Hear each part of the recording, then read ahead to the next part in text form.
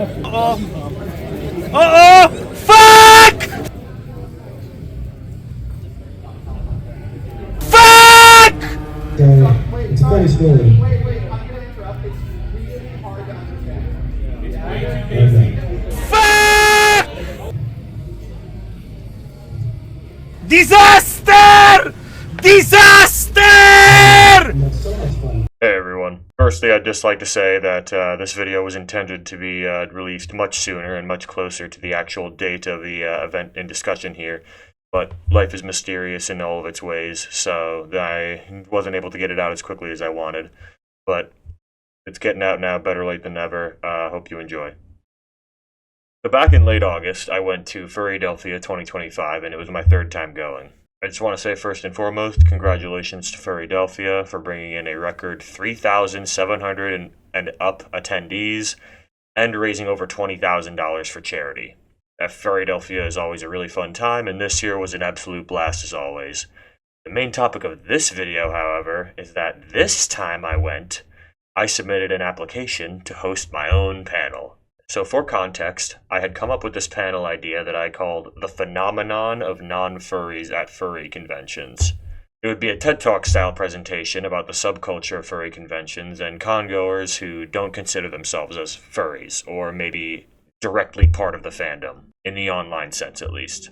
I originally submitted it to Forget About It back in May, but it didn't make the final cut, and frankly I'm glad it didn't get accepted once I saw the size of the convention. Forget About It was a great time, and I did make a little found footage style video of that. Forget About It was a great convention, but it was rather small, and I'm kind of glad that I didn't have to balance managing a panel on top of handling the small con difficulties.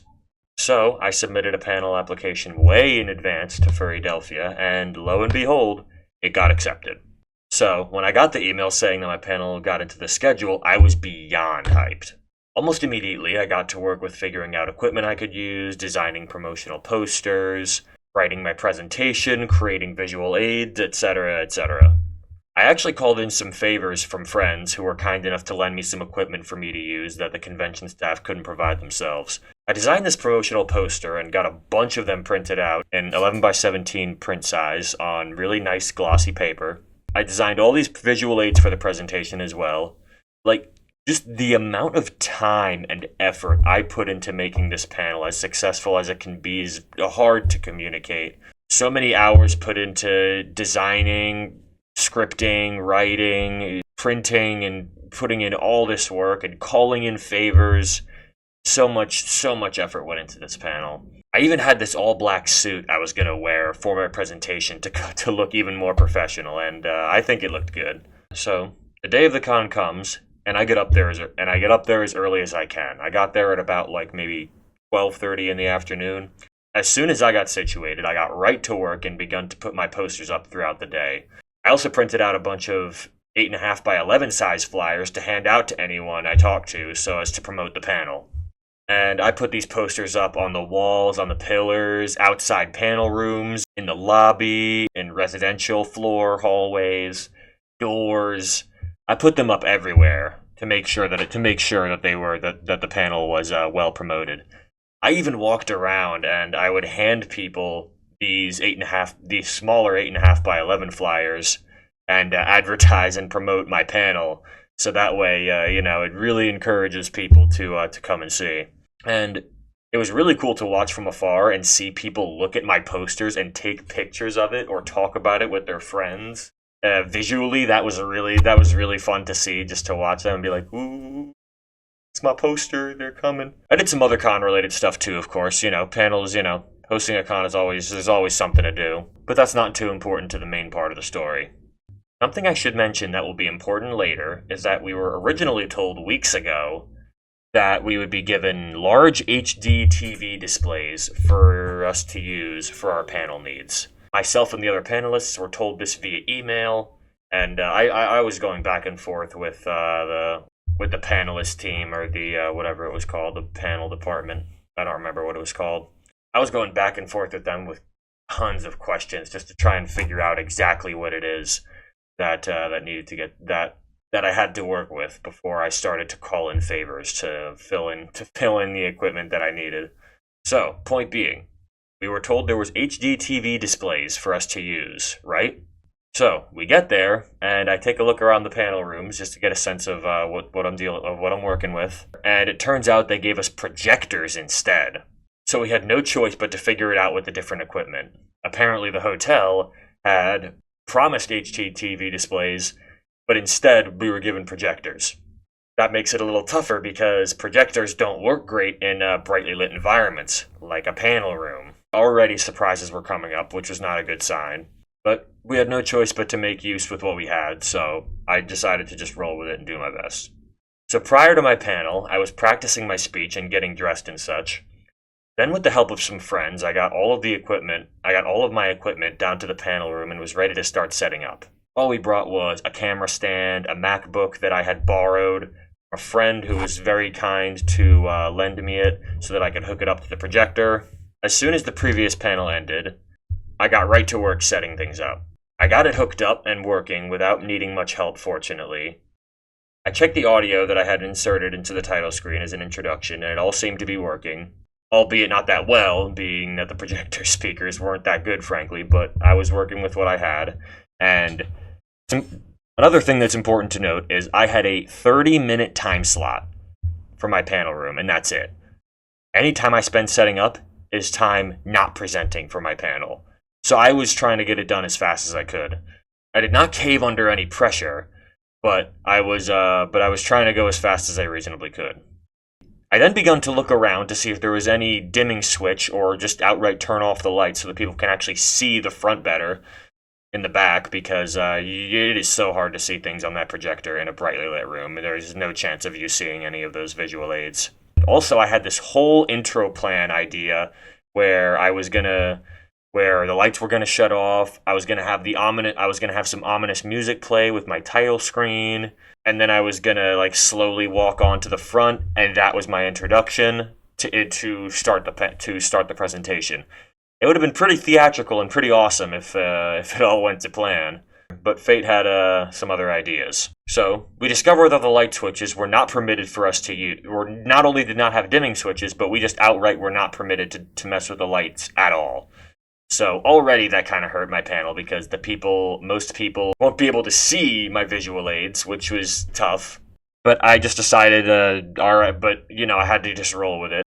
Once the light situation was figured out, and I realized that I couldn't, I had everything else set up, and I was pretty much ready to get started.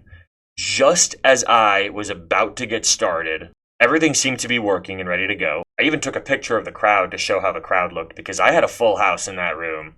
Right as I'm about to get started, I did have a full house and people were standing in the back on top of every seat being taken, so my promotional efforts were definitely a success. I'm not one to cave under pressure in front of an audience. I'm a pretty good public speaker, so that wasn't the issue.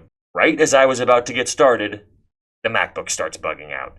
This right here was a key moment. I'm sure it was some weird Mac OS quirk that I was unaware of. But all I knew is that the keyboard inputs weren't working, the trackpad inputs weren't working either. No matter what I tried, I just could not get any inputs to work whatsoever. It's definitely some Mac OS thing that I didn't know how to fix, and I'm not a Mac user. The only reason I had this Mac was because it was all I could get from borrowing from a friend. And I'm very thankful that this friend lent it to me, but I didn't know how to troubleshoot the issue. And for the next 8 minutes, I try to figure out what's wrong. I'm doing all sorts of inputs, Alt-Tab, whatever the equivalent is on Mac. I'm trying all these things. I even bring on a friend of mine who was there to try and help me, but they didn't know how to fix it either. So it was looking bad. I wasted so much time trying to fix it that I actually ended up going over my panel time, which bled into the next panel. So the next person had less time for their panel, and I'm sure they weren't happy, and I felt super bad afterwards for that. So whoever you are, if you're listening, if you remember the Plague Doctor phenomenon of non-furries at furry conventions panel, this is my way of saying sorry to you. Eventually, I looked at my phone to see what time it was, and it was already 15 minutes into my 30-minute time slot. I realized that if this panel was going to happen at all, it would have to start right now, meaning I would just have to completely ditch my visual aids entirely and rely solely on my cue cards that I printed out and my own public speaking skills. I admitted this to the crowd, and their support did help me feel a lot better in that moment. Hello, everyone. I'm going to preface this by saying that had some technical difficulties with the MacBook. I had a whole slide presentation, so unless someone knows how to solve it right now, I'm just going to be going purely off of what I have here. Thank you. So I get started, and just a minute or two after I start getting into it, someone in the crowd pipes up and says that it's hard to hear me because my mask was muffling my voice a ton. So, it's a funny story. Wait, I'm gonna interrupt. It's really hard to understand. Okay. Other people in the crowd audibly agreed, and someone else ran over to the speaker to adjust some settings. I also tried to hold the microphone a little further away from my face to help with the sound.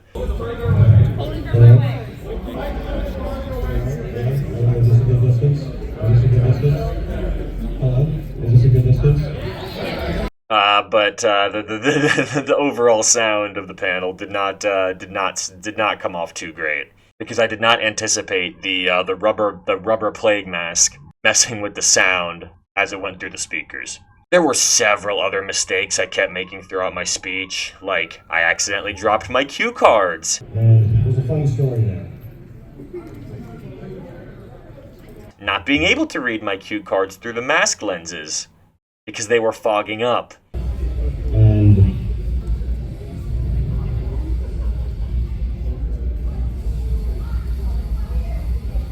which is really where trouble lies. And just generally, there were a lot of really bad pauses in between my key points. Also, not having my visual aids really hurt the presentation as well. It was so many things went wrong. It was, I'm not too proud. But eventually, by the time I finished giving my lackluster presentation, I realized that it was now 10:08, and I was 8 minutes over my panel time. When I realized this, I quickly packed up my stuff and left the room, and I had unintentionally encumbered the next panelist's panel, and I felt pretty bad. Right after it ended, I felt like I had really botched it. Whatever you as a viewer think of it is completely up to your own interpretation, but I know I could have done a better job overall, but there was a lot of unforeseen circumstances. After the panel was over, I stood outside with some friends that helped me, and told them, and then we discussed what happened. Something that did make me feel a little better is throughout the right after that, and at a few points throughout later in the night, a lot of people actually came up to me and said that they were at my panel and they enjoyed it, which made me feel a little better. Personally, I know I could have done better, but just hearing that some people got something out of it. And it did create an actual discussion among some people. Did make me feel like it wasn't all for nothing. And then after a lot of talking, I decompressed for a little bit in my room, made some calls, took some messages. Then after a little bit of that, I switched to party mode and had a fun rest of the night.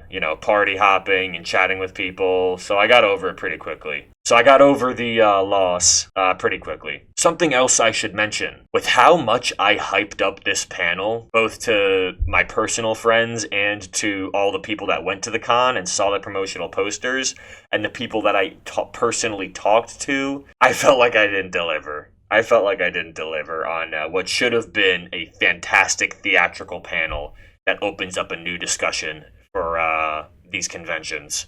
But it didn't quite pan out that way. I had a fun rest of the night, party hopping, talking with people, going to nightly events. So I still had a good time overall. But I do wish that the panel went better, of course.